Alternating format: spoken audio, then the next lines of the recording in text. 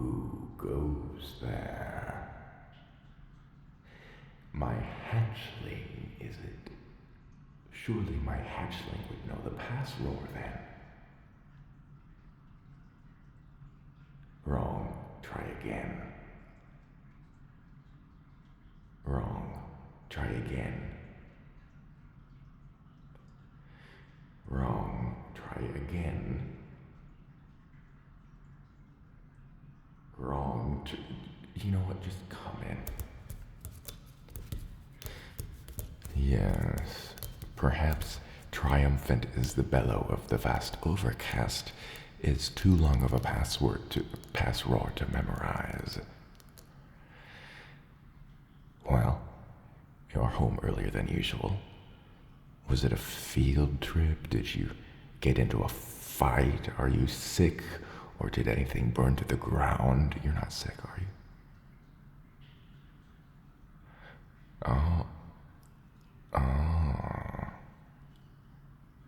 Neither, I see. How absolutely not boring. Just a short day. Well, that was considerate of the professor, letting you out early. After assigning extra work, that is. And what would this work be?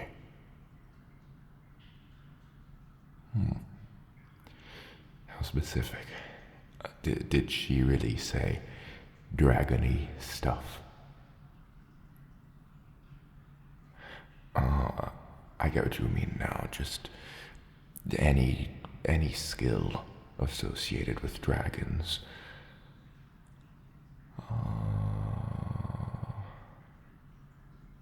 You are very skilled at blinking, and you're a dragon. Would that count? Would breathing count? What about... Fine. No loopholes this time. I know your teacher absolutely loves when I do that.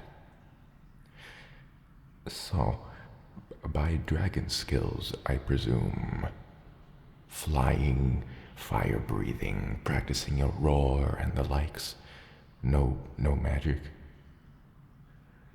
I see. Good. In terms of magic, I am inept. Anywho, there's far more to us than making loud noises and needing a mentor to, not to toot the dragon horn, as we tend to, but we are quite versatile, so... Any ideas? Oh, no-brainer, as expected. I, too, was just as eager to learn fire breath. Too naive to realize it takes years of practice to master. It doesn't come naturally, nor overnight. It's not a talent, it's a skill.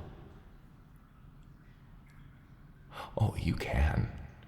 I guarantee you're able to breathe fire. You got lucky with your genes. I just know.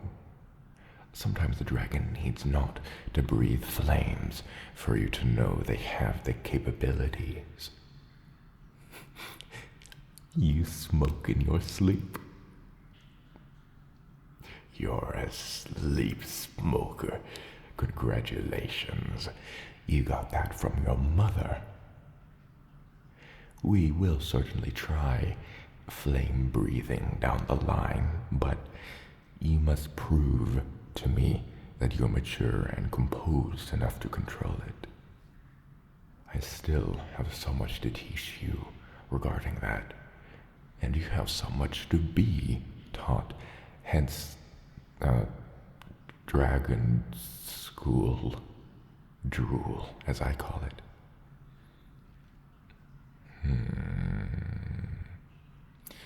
I mean, we mountain drakes aren't very versed in swimming. So how does a more unusual skill like swimming sound? Albeit it's a bit It's more broad, yet still useful, despite being born for the skies. You seem very against practicing swimming, just going off of your eyes. Your scales will dry off quick.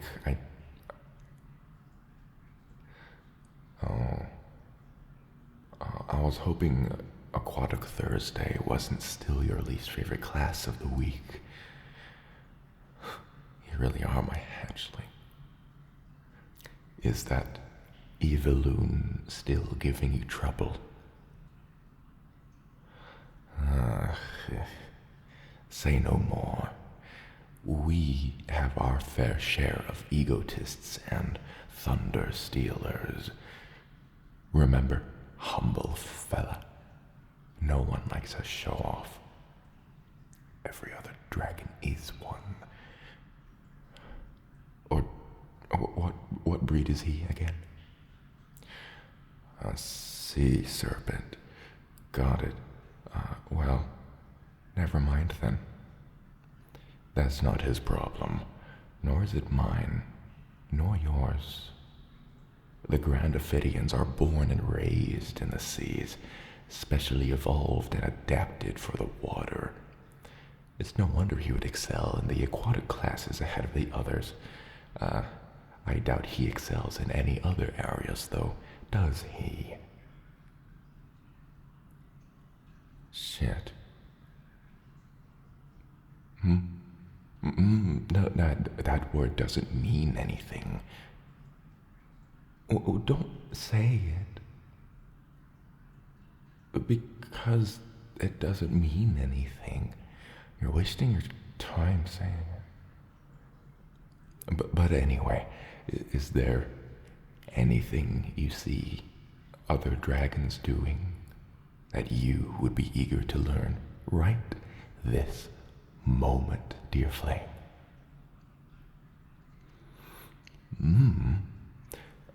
Flight is a great one. That's yet another skill that requires plenty of honing and practice, yet it will get you the furthest, literally. I can teach you the basics. However, it will also be slightly more difficult, as your wings haven't stiffened into fully fledged appendages yet. If we really want to learn this, then we'll have to go outside. You willing to do that with me? Perfect. I'll lead the way then.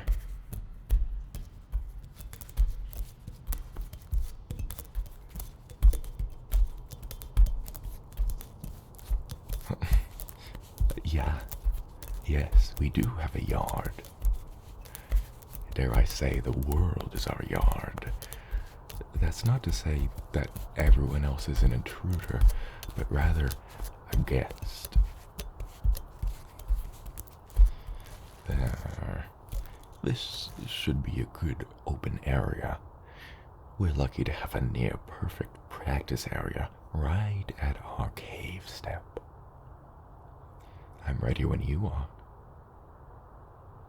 Perfect.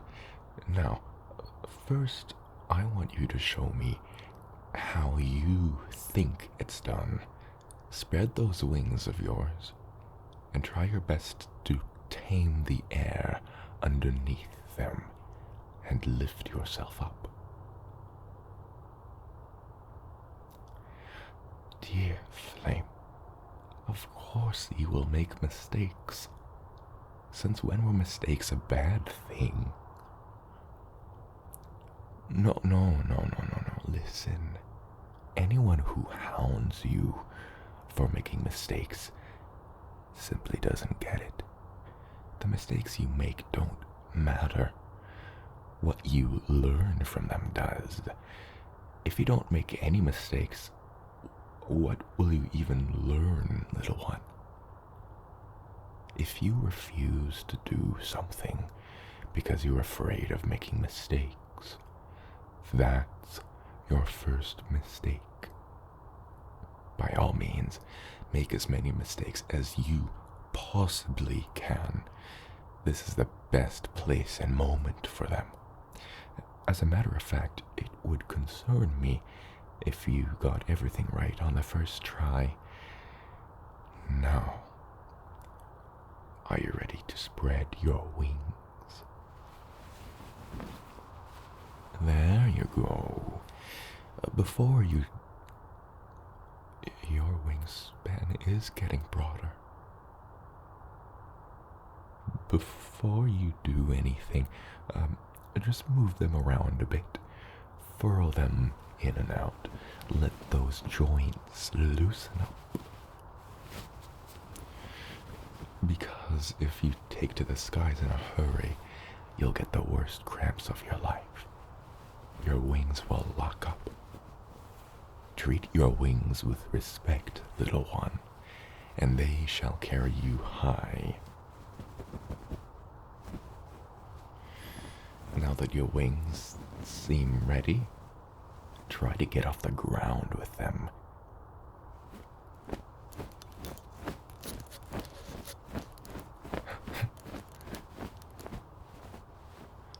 No. This is just the same way I started. Keep going. See if you can find a groove. This is just me getting a good look at your technique. Oh, okay. Alright. I see now. Shall I provide critique? I will anyway. See, what you were doing was this. I did not lift off the ground there. You were jaggedly jerking your wings up and down, up and down, up and down. Notice how both of our joints were stiff and you got exhausted rather quick. Do that and you will plummet your way into reptile sludge. Rather than a constant battle with the air, think of it like the rhythm of the oars on a boat, almost. That's right, you don't know what a boat is. Think of it like, dare I say, swimming. You don't flap your wings up and down like you did. How about you try a more circular motion, a graceful, rounded stroke? Yes, you feel how there's little to no resistance against your wings, how they slice through and over the air. Yes, I know it's rather confusing. When you move your wings that way, you feel far less air against them. You feel like you're slicing straight through the currents rather than pressing on top of them. If you're so skeptical, why don't you get a running start? Take a leap and stroke your wings through the air as you just did. Go on.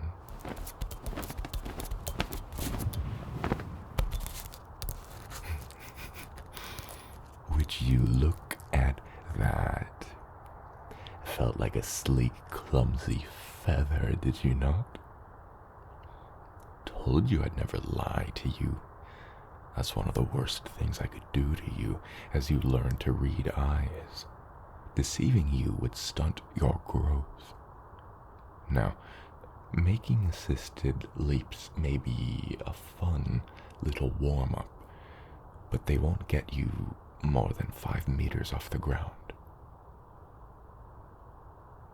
Well, there aren't many good ways of learning how to fly, other than being in the air itself. Full immersion. The most difficult part of flying is that first leap out of your comfort zone. If you'll let me be your demonstration, dear flame. Climb on. Found a good spot to hold on to. Good. The spines of my fins are perfect for that. Just know, this won't be our typical father flight trip like before. And on that note,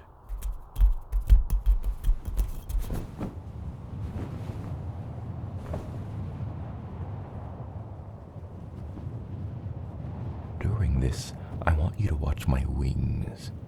How I don't even have to constantly flap. Mostly, I just glide.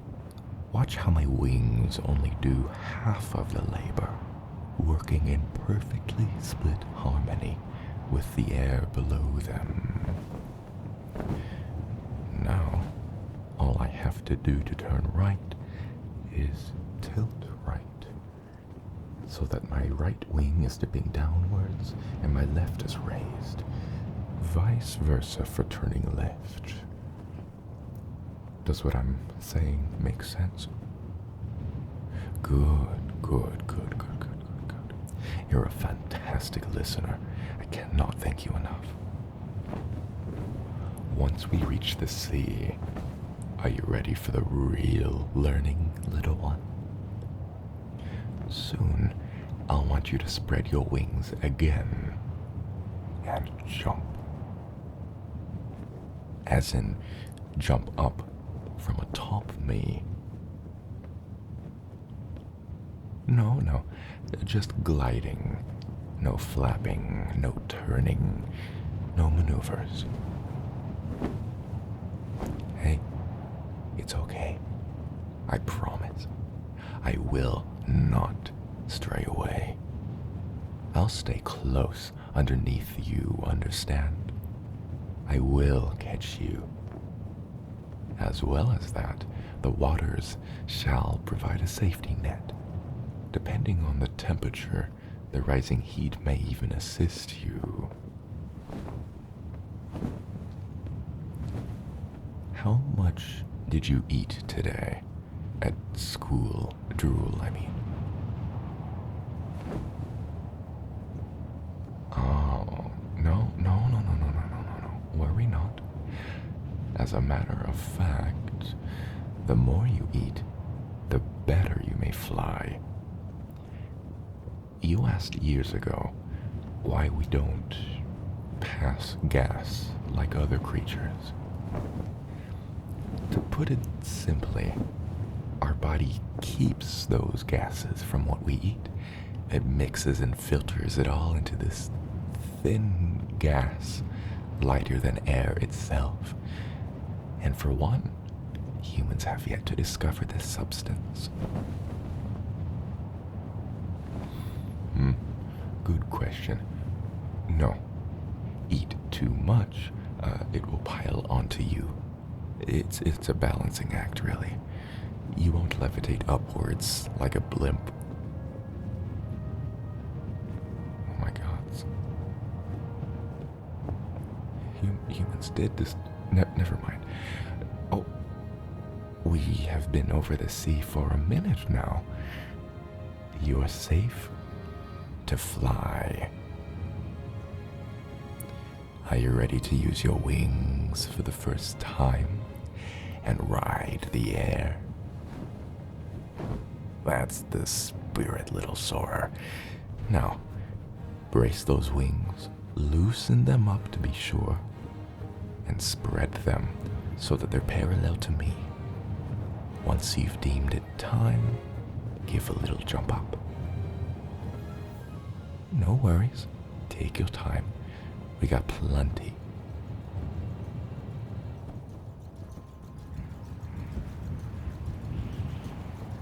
Little one.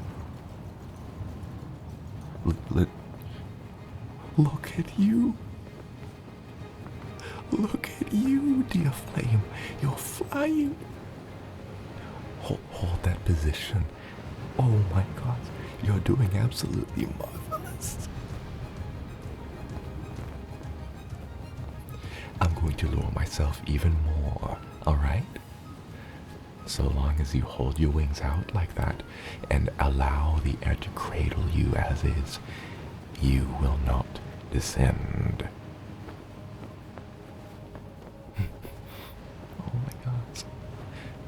feel how your wings are supported by the wind while also slicing through the currents? How your center of gravity just ceases to exist? I'll keep my eye on you, but I want you to close yours. We all hatch with an internal compass in our hearts. Follow it.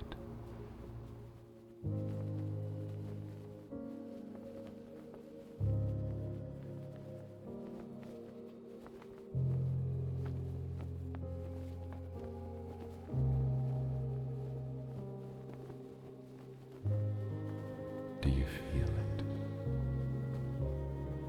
The wind, the currents, combing through your scales, inviting you as a comrade, a companion. Let's stay like this for a while. Bask in the moment of your first flight, my hatchling. You're flying.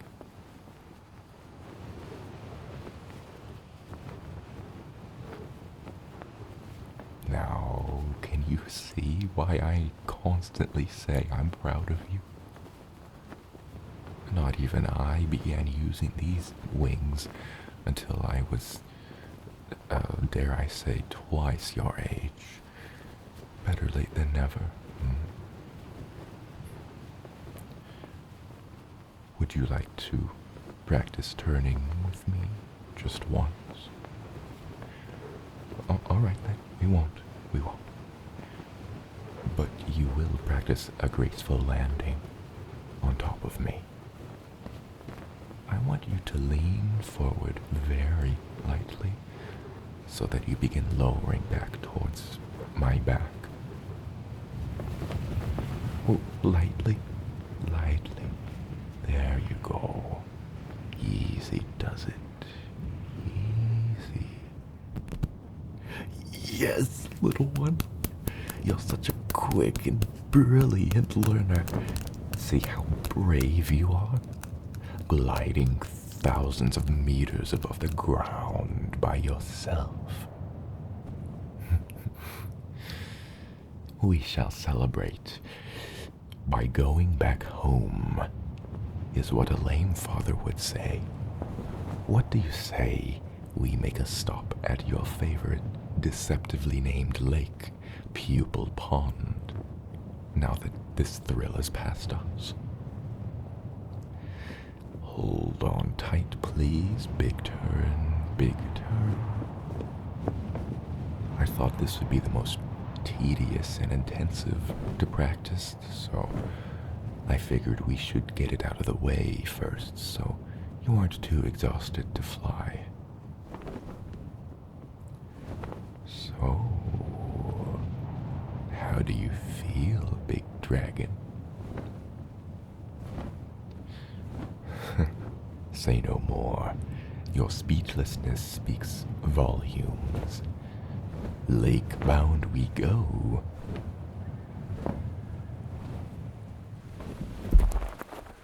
One moment. Stay on. Checking for serpents. You never know if one moved here to reside. They tend to migrate quite a lot and quite far. Don't call them noodles. The coast is clear, and you're lucky it is. They have better hearing than us. If you call them noodles, you might as well call us, I've never really thought of a way to insult us.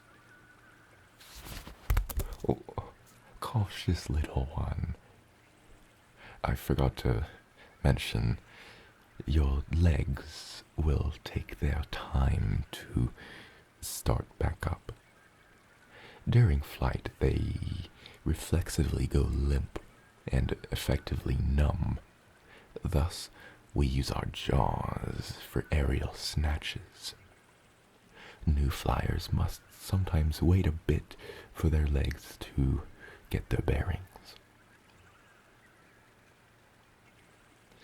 Yes, that's why younglings always crash and tumble.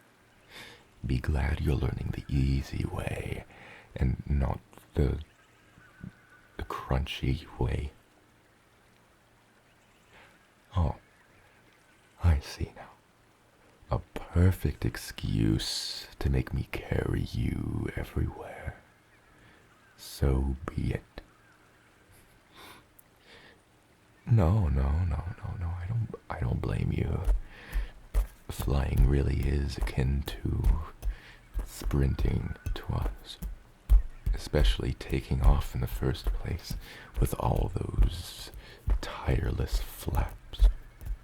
Staying ascended in the first 10 seconds is the most tedious part of flying for all of us, you know. After that, the sky is the limit. It's why most of us dwell amongst the mountains, after all. They make for great spots to glide to and fro with ease. I take it you're a bit too exhausted to do anything else today. The sun has barely even set. Are you telling me you're too tired for your favorite smoked ribs? Rare and still slightly bloodied. A nice, scrumptious, crispy, fresh supper in the cooled lake. Oh, lords, you really are exhausted. This shallow section should cool those scales right off while we're at it then. I'll just nudge you awake for another midnight supper then. No, little one, no raw meats yet. You're still young and vulnerable enough to catch diseases from, well, anything, especially raw foods. I'll tell you what, tomorrow, I presume they need proof that you've learned or are learning a dragon skill, so how about this? I fly you to school, as per usual, drool, as per usual, but, I then roar to get your class's attention. That would be your signal to jump and glide, as you did just today, into your class. I know you're one for striking entrances. They should catch you. Oh, you seem to love that idea. So much so that you're yawning and stretching and struggling to keep your eyes open. I get it, little one. We'll just bask and bathe here until the better side of you decides to drift. You have so much to learn. My little spark, I remember this feeling. Watching every other dragon huff their flames, rumble their roars, and claim the clouds before me. It's such a humbling, yet inspiring feeling. I can't fully describe it, but I know you feel it. Strangely enough, I miss it. Yes, I miss looking at the elder drakes in awe as their passing shadows would shield us from the blazing sun. The blissfully blinding light shows that the fathomless flares would put on when the night was right. We still need to take you to one of their performances. They make all sorts of shapes and hues you wouldn't think flames could make, but I digress. The first year, when you learn and get a hang of these skills, which will be soon, will be the best year of your life, dear flame. But beware. Once you've been doing it for a long time, every other day, it becomes normal. You get used to it before you even realize. Those things you once sought after up to that point become second nature. The first year where you begin feeling this will be your most difficult. We both know that adulthood is signaled when one's horns and wings are fully developed, and or if they shed a full body's worth of scales. But true adulthood on the inside, I believe, begins when this "now what" feeling settles in. I call it wonderwear. No, like, the feeling of wonder is wearing a... You know what I mean? I don't know what you mean, though, with all that smirking in response to wonderwear. Is that another non-dragon thing that I'm oblivious to? Well, I'm more than glad you're learning about other cultures and their niches. Just know you're in for a wild ride. And you already know I'll be there every flap of the way.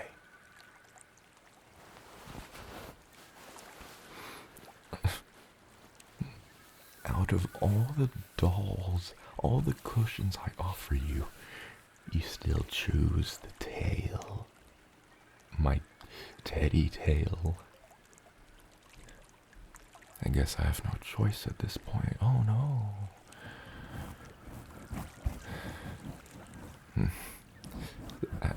As I was saying, you will learn to soar at the speed of sound, little beast.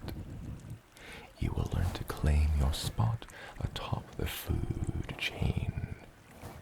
You will learn to read eyes like scrolls of the soul. You will take others under your increasingly vast wingspan after you outgrow mine. And don't you worry, that will take quite a while. And most excitingly, you will learn to spit heat like a geyser. Flames licking the back of your throat, eagerly waiting to be set free. You sleep smoker, you.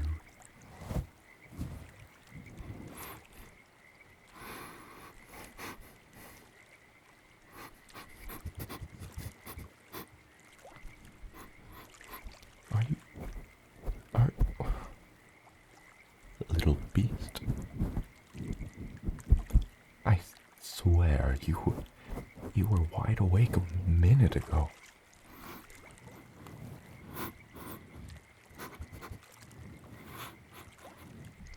I knew it. Already brewing up fumes like I'm running out of intriguing similes. Well, I'll leave you to it, my dear.